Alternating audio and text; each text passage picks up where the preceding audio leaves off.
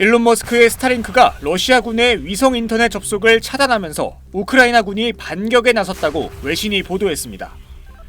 AFP 통신은 미국 싱크탱크 전쟁연구소의 데이터를 분석한 결과 우크라이나군이 지난 11일부터 15일 사이 러시아로부터 201제곱킬로미터에 달하는 영토를 탈환한 걸로 나타났다고 보도했습니다.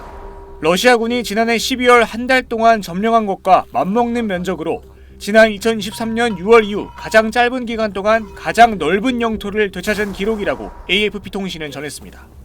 AFP 통신은 러시아군의 스타링크 접속이 차단되면서 우크라이나군이 영토를 탈환할 수 있었다고 분석했습니다. AFP 통신은 전쟁연구소 분석을 인용해 러시아 군사 블로거들에 따르면 스타링크 차단이 전장에서의 통신 및 지휘 통제에 문제를 일으키고 있다고 한다고 설명했습니다. 러시아군은 밀수한 스타링크 장비로 인터넷에 접속해 통신을 하고 드론과 같은 장비를 운용해온 걸로 전해졌습니다. 우크라이나는 러시아 드론이 스타링크를 이용해 전자전 공격을 회피한다고 주장해왔고 스타링크는 우크라이나 요청에 따라 이번 달 초 러시아의 접속을 차단했습니다.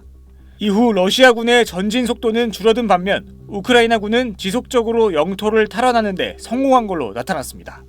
특히 지난해 여름 이후 러시아군이 강세를 보였던 남부 최전방 자포리자 동쪽 지역을 집중적으로 되찾은 걸로 전해졌습니다.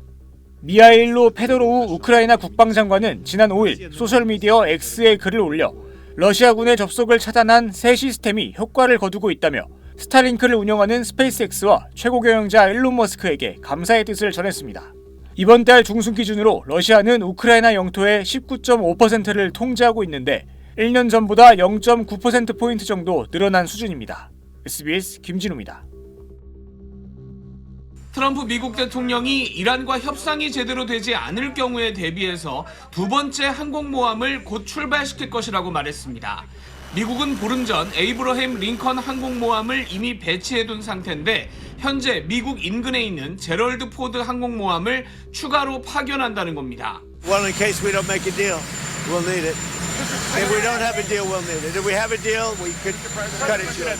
It'll be leaving very soon. 미국과 이란은 일주일 전 오만에서 핵 관련 논의를 했지만 실제 회담으로 이어지지는 않았는데 트럼프 대통령은 한 달 안에 합의로 이어지지 않으면 충격적인 상황이 벌어질 것이라고 경고해둔 상태입니다.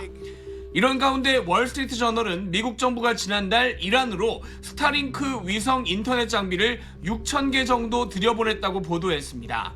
이란 정부가 외부와 인터넷 접속을 차단한 상황에서 반정부 인사들이 외부와 접촉할 수 있게 지원한 것으로 해석됩니다. 이란 정부는 이 스타링크 인터넷 접속기를 가지고 있는 것만으로도 징역형을 내릴 정도로 단속을 하고 있는 것으로 전해졌습니다. 이런 가운데 이란에서는 지난 시위에서 숨진 사람들을 추모하는 전통적인 40일 애도 기간이 시작되면서 긴장감은 갈수록 높아지고 있습니다. 뉴욕에서 SBS 김범주입니다.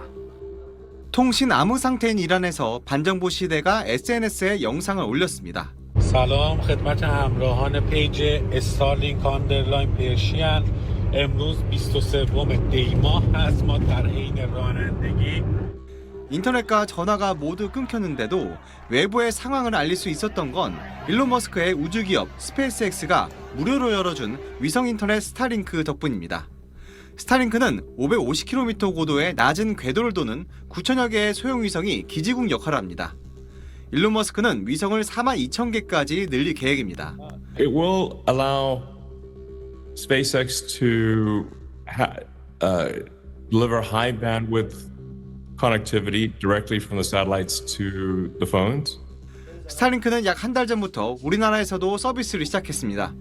요금은 데이터 무제한일 때 가정용 월 87,000원, 이동량은 144,000원으로 책정됐습니다. 장비 비용 55만 원은 별도입니다.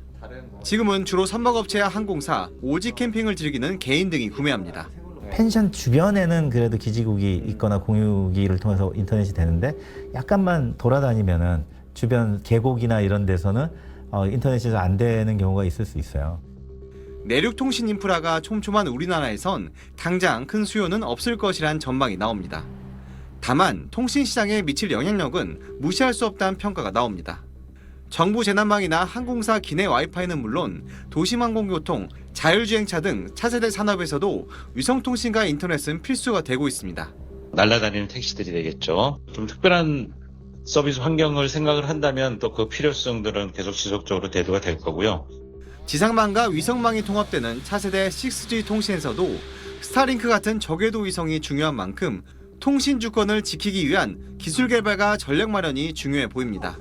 SBS 홍윤재입니다.